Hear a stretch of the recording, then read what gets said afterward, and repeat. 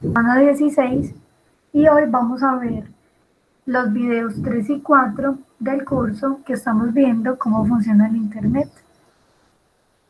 Vamos a responder unas preguntas de cada uno de los videos.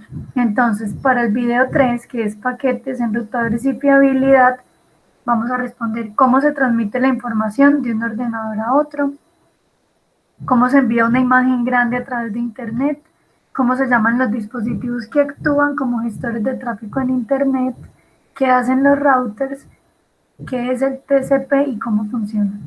Y del cuarto video, que se llama HTTP y HTML, vamos a responder qué significa la sigla HTTP, qué significa la sigla HTML, qué hace HTML en las páginas web, qué son los cookies y para qué se usan, qué hacen SSL y TLS a las comunicaciones y por último, qué hace HTTPS.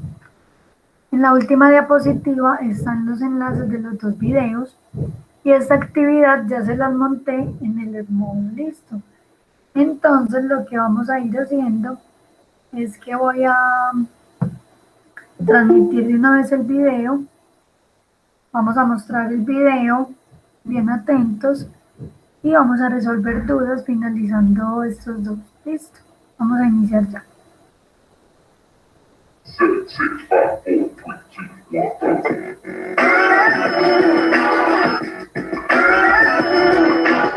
Hi, my name is Lynn Root. I am a software engineer here at Spotify, and I will be the first to admit that I often take for granted the reliability of the internet.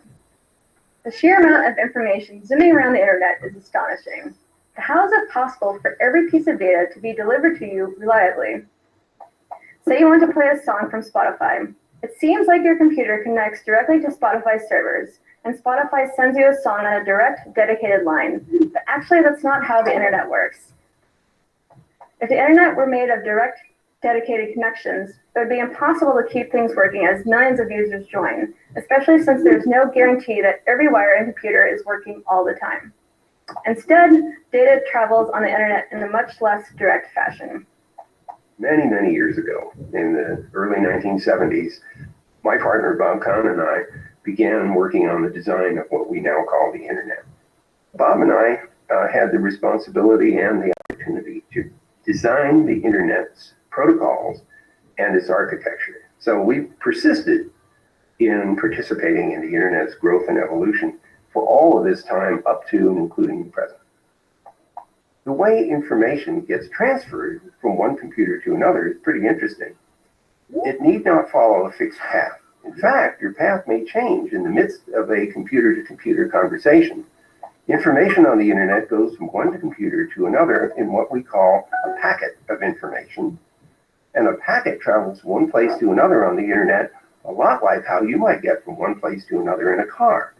Depending on traffic congestion or road conditions, you might choose or be forced to take a different route to get to the same place each time you travel.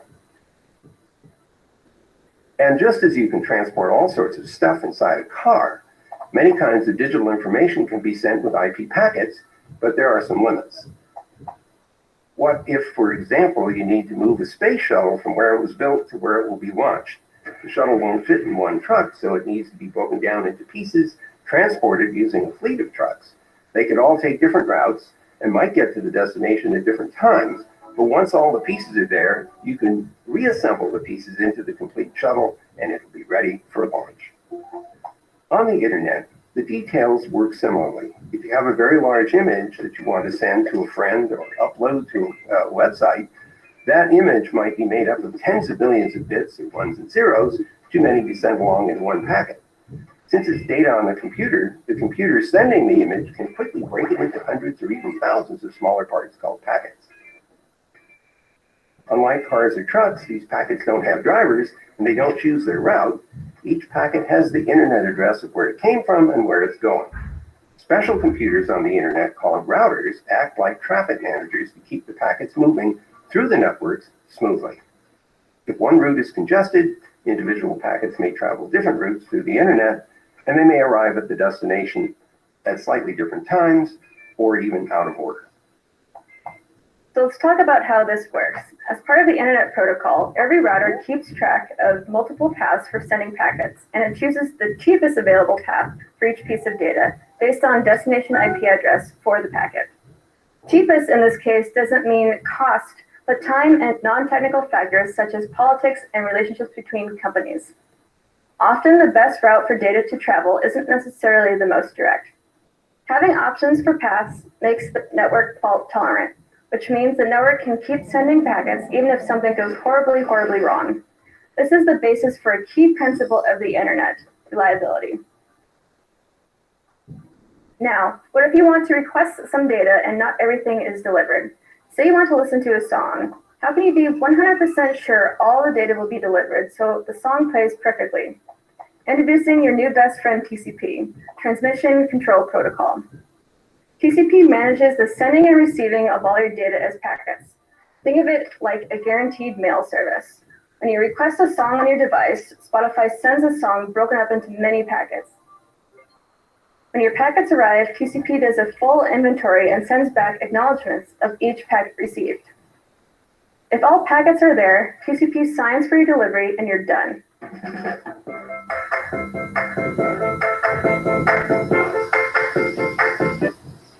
If TCP finds some packets are missing, it won't sign. Otherwise, your song wouldn't sound as good, or portions of the song could be missing. For each missing or incomplete packet, Spotify will resend them. Once TCP verifies the delivery of many packets for that one song request, your song will start to play. What's great about the TCP and router systems is they're scalable. They can work with 8 devices or 8 billion devices. In fact, because of these principles of fault tolerance and redundancy, the more routers we add, the more reliable the internet becomes. What's also great is we can grow and scale the internet without interrupting service for anybody using it. The internet is made of hundreds of thousands of networks and billions of computers and devices connected physically. These different systems that make up the internet connect to each other, communicate with each other, and work together because of agreed upon standards for how data is sent around on the internet. Computing devices, or routers along the internet, help all the packets make their way to the destination where they're reassembled if necessary in orbit. This happens billions of times a day, whether you and others are sending an email, visiting a web page, doing a video chat, using a mobile app, or when sensors or devices on the internet talk to each other.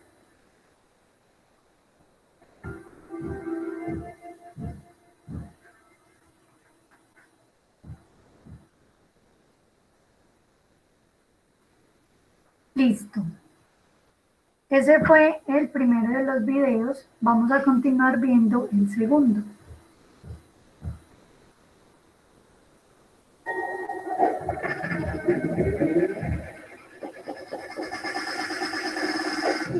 I'm Jasmine Lawrence, and I'm a program manager on the Xbox One engineering team. One of our biggest features is called Xbox Live. It's an online service that connects gamers from all around the world, and we rely on the internet to make that happen. This is no easy task, and there are a lot of things happening behind the scenes. The internet is totally changing how people interact and connect. But how does it work? How do the computers all across the world actually communicate with each other? Let's look at web browsing. First, you open a web browser. It's the app you use to access the web pages. Next, you type in the web address, or URL, which stands for Uniform Resource Locator, of the website you want to visit, like tumblr.com.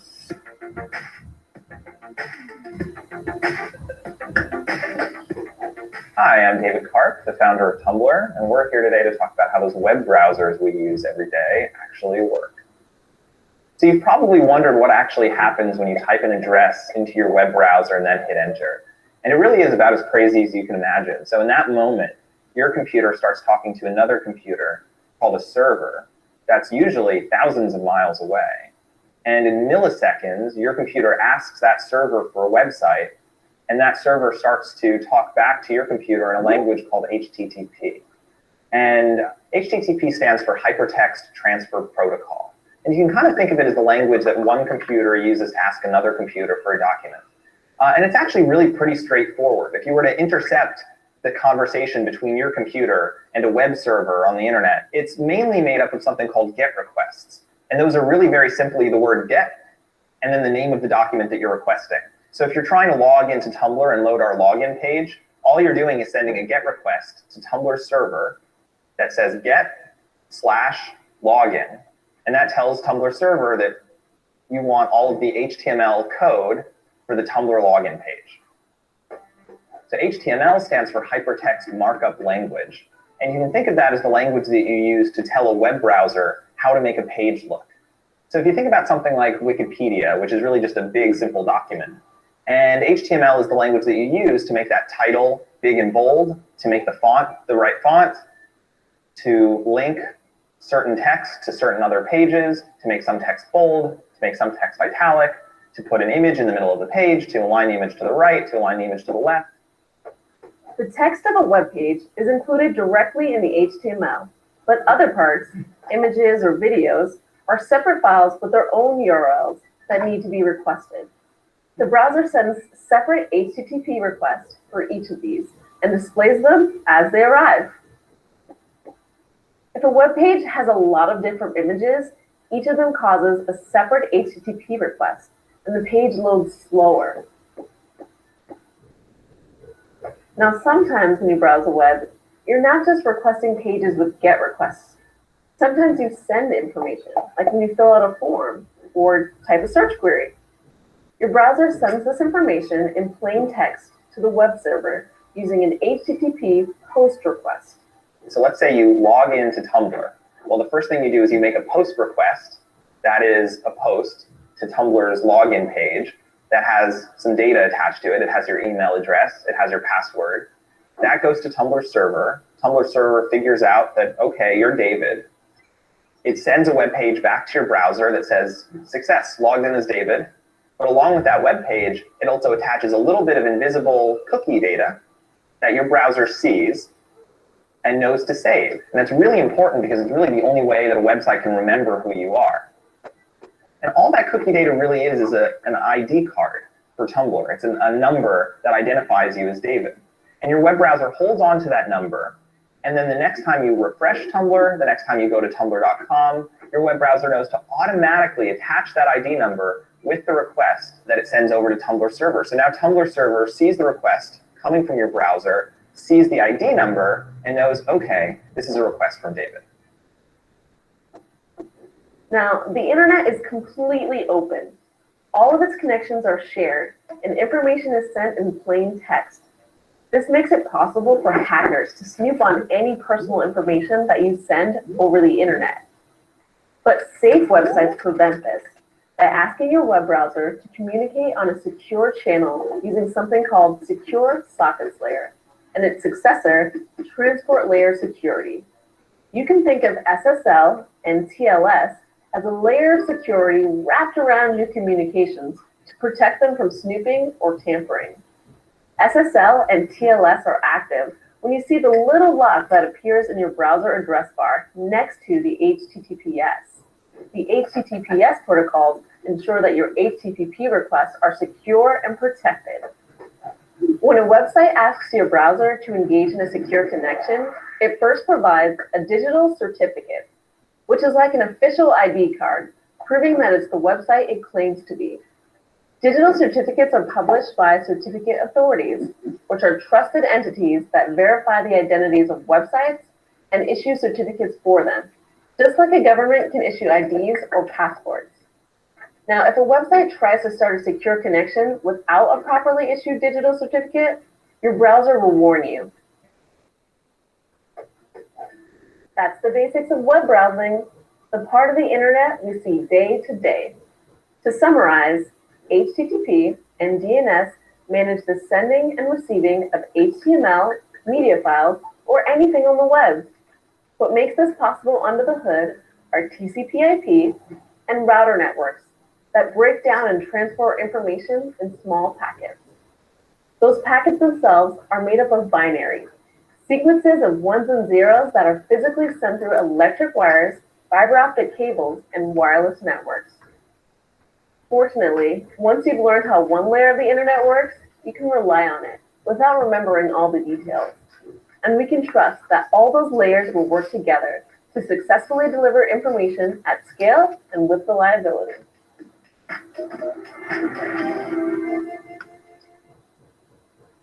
Bueno, vieron que al final del segundo video se hace un resumen muy importante de todo lo que vimos. En esa última parte de ese video muestran el resumen de los 4 videos que hemos visto, que es cómo va funcionando el internet capa por capa. ¿Tienen alguna duda? ¿Entendieron bien? Cuéntenme, para que podamos empezar a resolver esas preguntas. Si usted dejó eso en el modo profe de esos videos, entonces uno lo hace bien. Pues uno vuelve a verlos y ya entiende del todo Sí, lo que no claro. entendió. Yo les puse estas diapositivas, se las puse ahí en el Edmodo, y en la diapositiva número 5 están los 2 enlaces de los 2 videos. Pero entonces aprovechen que yo estoy acá para que puedan resolver dudas si es que las tienen.